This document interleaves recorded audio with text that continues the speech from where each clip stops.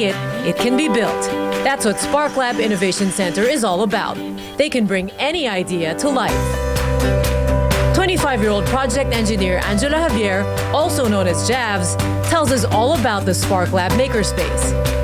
SparkLab is an innovation center located at Quezon City. So we're one of the biggest makerspaces around in the Philippines. We have machines, onboard machines for laser cutting, 3D printing, and CNC milling. We also have project consultancies. We have onboard engineers there.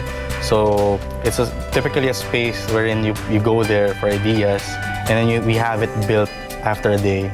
Yeah. So basically everything here you built. Yes. Right? Like this. From the 3D printed materials to the cases with the electronics inside.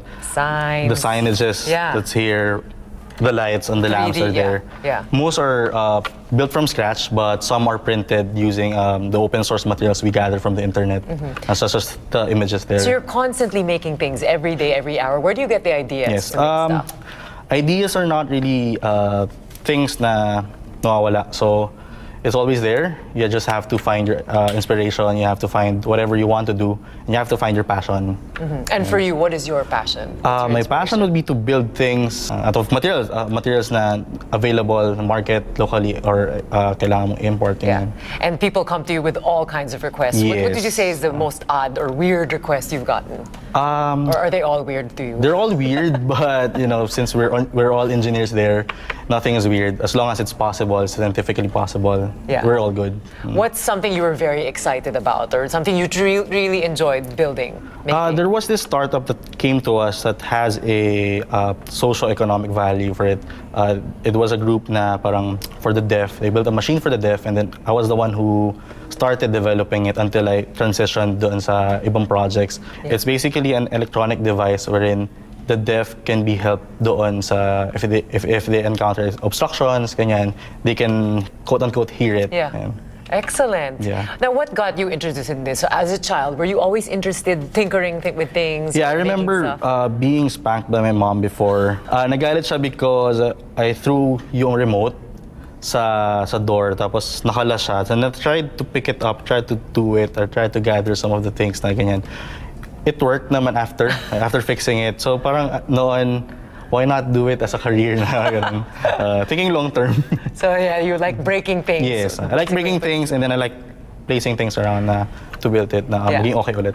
What fascinates you and keeps you going in this? Probably the technology, because it's always innovations and it's always advancing. Knowledge shouldn't be stopped at where you're at right now. You should try and read more journals, science journals, or whatever magazines you can grasp. Basically, knowledge doesn't stop. So there's so much to read. I want to learn more. I want to learn more. Very good. You always have to be hungry for knowledge, right?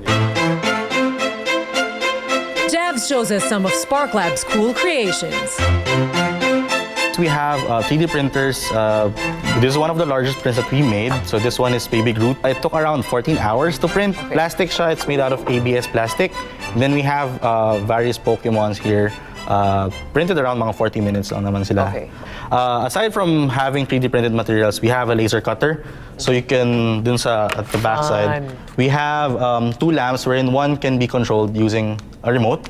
Cool. So if you can see that. It changes lights. That one is electronically controlled.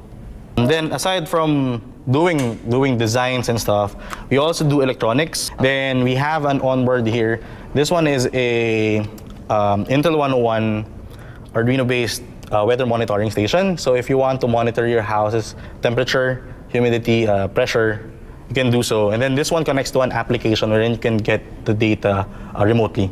This one is an Intel Edison-based Arduino rover, wherein you can control it using the internet. Wow. So you connect directly to the microcontroller and then just open the IP address. Basically, a remote control shows up, and then you can control it. Now, in terms of, there's so much that you guys do, but in terms of a profile, how would you like people to see SparkLab? I'd like to see the space as a playground wherein adults, children, professionals, students go there na they have this idea, hindi nila alam kung paano nila gagawin. They meet people there, and then afterwards, they come about, and then they have their idea realized. Yung fruition na, wow, they made that from nothing, and then they went out na they have something. We're gonna show you the most affordable way and the latest way to DJ. I live out my DJ fantasy and try my hand at scratching.